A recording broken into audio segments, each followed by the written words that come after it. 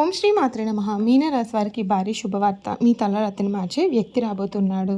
మీ దశ మారబోతుంది. కూట్ల గురించే అదృష్టం మీ సొంతం కాబోతుంది.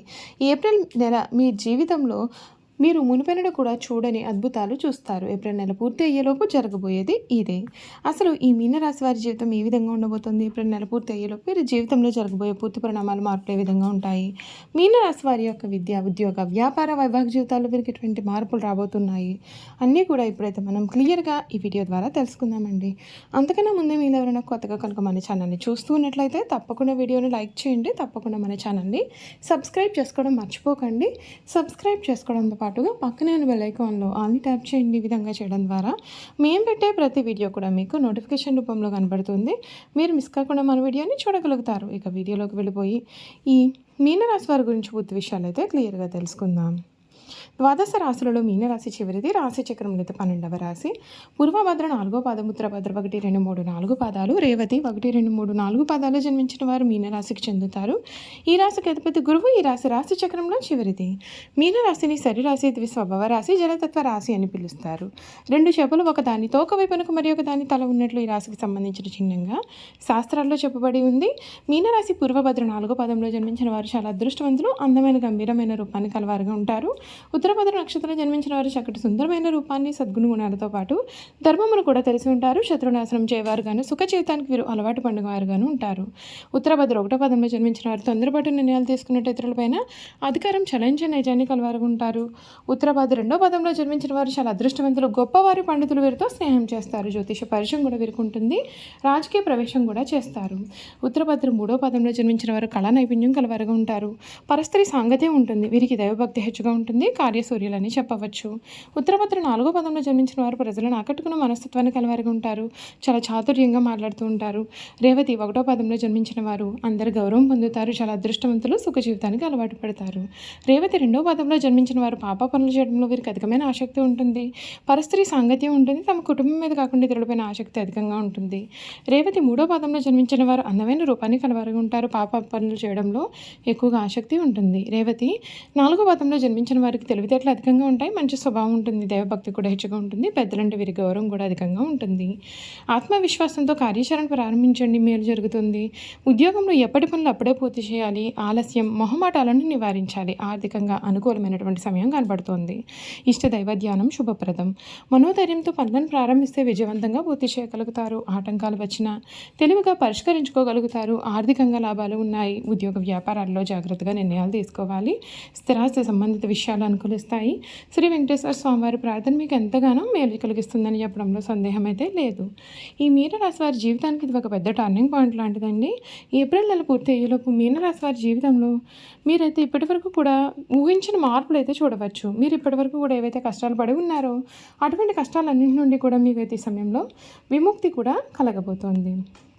ఈ మీనరాశి జాతకులకు లగ్నంలో తీవ్రమైన గ్రహస్థితులు ఉన్నప్పటికీ కూడా మీ యొక్క కర్మాధిపతి గురుడు 4వ ఇంట ఉండి 10వ ఇంటిని చూడడం వల్ల మీ యొక్క ఉద్యోగానికి లేదా పదవికి కూడా ఎటువంటి డోకా కూడా లేదండి.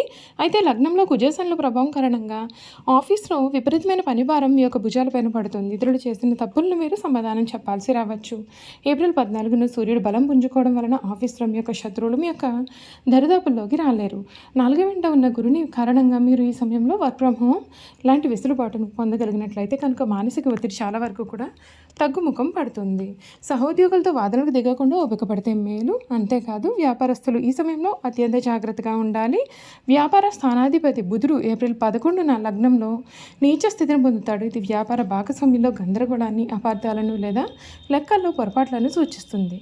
కొత్త ఒప్పందాలు చేసుకునే ముందు అనుభవజ్ఞుల సలహాలు తప్పనిసరిగా ఉండాలి. ఏప్రిల్ 19 తర్వాత తృతీయాధిపతి శుక్రుడు స్వక్షేత్రం అంటే వృషభంలోకి వెళ్ళడం వలన మార్కెటింగ్, ఆన్లైన్ బిజినెస్ మరియు మీడియా రంగాల్లో ఉన్న వ్యాపారస్తులు గొప్ప అవకాశాలు, కస్టమర్ల మద్దతు కూడా లభిస్తాయి. లాభాలు స్థిరంగా వస్తాయి, కానీ నిర్ణయాలు తీసుకోవడంలో తొందరపాటు పనికిరాదు.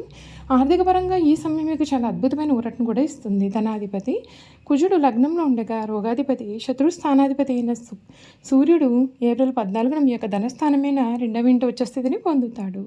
దీని కారణంగా మీరు ఉద్యోగంలో చేసే కష్టాన్ని కష్టానికి తగిన ప్రతిఫలం చేతికి అందుతుంది. గతంలో ఇతరులు వద్ద ఇరుక్కుపోయినటువంటి డబ్బు తిరిగి వస్తుంది. వ్యాపార వృద్ధి కోసం లేదా గృహ నిర్మాణం కోసం బ్యాంక్ లోన్లు మంజూరు అవుతాయి. అయితే 12 వెంట ఉన్న రాహువు కారణంగా అనుకోని ఆసుపత్రి ఖర్చులు లేదా ఆధ్యాత్మిక యాత్రల కోసం కొంత డబ్బు కూడా ఖర్చు చేయాల్సిన అవసరం కనిపిస్తోంది. ఈ సమయంలో మీ దృష్టి అంతా కూడా ఆరోగ్యం పైన ఉండాలి.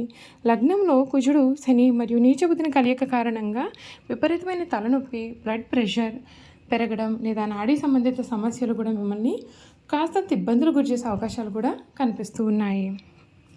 మానసిక ఆందోళన, నిద్రలేమి సమస్యలు, వాహనాలు నడిపేటప్పుడు అత్యంత అప్రమత్తంగా ఉండాలి. కోపాన్ని అదుపులో ఉంచుకోవాలి. యోగా లేదా ధ్యానం తప్పనిసరి. ఏప్రిల్ 19 తర్వాత శుక్రుని ప్రభావం కారణంగా ఆరోగ్య పరిస్థితిలో కొంత మెరుగుదల కూడా మీకు కనబడుతోంది. కుటుంబ జీవితంలో ఈ సమయం చిన్నపాటి తుఫాను వాతావరణం నెలకొంటుంది. రెండవ ఏంటంటే కుటుంబ వాక్స్థానం ఉచ్చ సూర్యుడు మీ యొక్క మాటలో కాఠిన్యాన్ని, అధికార దర్పాన్ని పెంచుతాడు. మీ మాటల వలన కుటుంబ సభ్యులు నొచ్చుకుంటారు. ఇక లగ్నంలో ఉన్న త్రిగ్రహ కూటమి కారణంగా జీవిత భాగస్వామితో ప్రతి చిన్న విషయానికి గొడవలు అవుతాయి. మీరు చెప్పేది ఎదుటివారికి అర్థం కాదు అనే నిరాశ మీలో కలుగుతుంది. అయితే 4వ ఇంట ఉన్నటువంటి గురు భగవానుడు పరిస్థితులు చేదాటిపోకుండా కాపాడుతాడు. మౌనం పాటిస్తూ ఇతరులను క్షమించే గుణాన్ని అలవర్చుకుంటే బంధాల్లో చీలికలు రాకుండా అడ్డుకోవచ్చు. విద్యాకారకుడైన బుధుడు లగ్నంలో నీచ స్థితిలో ఉన్నందున విద్యార్థులకు ఏకాగ్రత కుదరడం అత్యంత కష్టంగా మారుతుంది. చదివింది మర్చిపోవడం లేదా పరీక్ష సమయంలో గందరగోళానికి గురి కావడం జరుగుతుంది. కానీ 4వ ఇంట ఉన్న గురుని శుభ దృష్టి మీ పైన ఉండడం వలన కష్టపడి ప్రణాళికాబద్ధంగా చదివే వారికి మంచి ఫలితాలు వస్తాయి. ఉన్నత విద్య లేదా విదేశాలకు వెళ్ళాలి అని అనుకునేవారు ముఖ్యమైన పత్రాల విషయంలో జాగ్రత్త వహించాలి.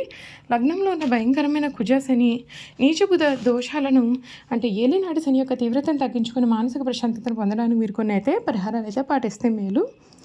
ఈ శ్రీ విష్ణు సహస్రనామ లగ్నంలో బుధుడి నీచస్థితిని తొలగించి ఆలోచనలో స్పష్టత రావడానికి ప్రతి బుధవారం శ్రీ విష్ణు సహస్రనామ స్తోత్రాన్ని పారాయణం చేయండి. హనుమాన్ ఆరాధన ఏలినాటి శని మరియు కుజదోషాల వలన వచ్చే ఆరోగ్య ప్రయాణ గండాలను దాటడానికి ప్రతి మంగళవార సమయాల్లో శనివారాల్లో హనుమాన్ చాలీసా తప్పకుండా పఠించండి. గురుగ్రహ ఆరాధన మిమ్మల్ని రక్షిస్తున్న ఒకే ఒక్క గ్రహం గురుడు. గురువారం రోజున దత్తాత్రేయుని లేదా సాయిబాబాను దర్శించుకుని పసుపు రంగు వస్త్రాలను దానం చేయడం మీకు అంతా కూడా మేలు జరుగుతుంది. చూశారు కదండి, ఈ మీన రాశి వారి గురించి అయితే పూర్తి విషయాలు తెలుసుకున్నారు కదా. మీన రాశి వారి జీవితం ఏ విధంగా ఉండబోతోంది, వీరి గుణగణాలు ఏమిటి, వీరు ఎటువంటి శుభవార్తలు వినబోతూ ఉన్నారు, వీరికి మంచి జరగబోతుందా, చెడు జరగబోతుందా, వీరు చేయాల్సిన పరిహారాలు ఏమిటో కూడా అన్నీ కూడా క్లియర్గా తెలుసుకున్నారు కదా.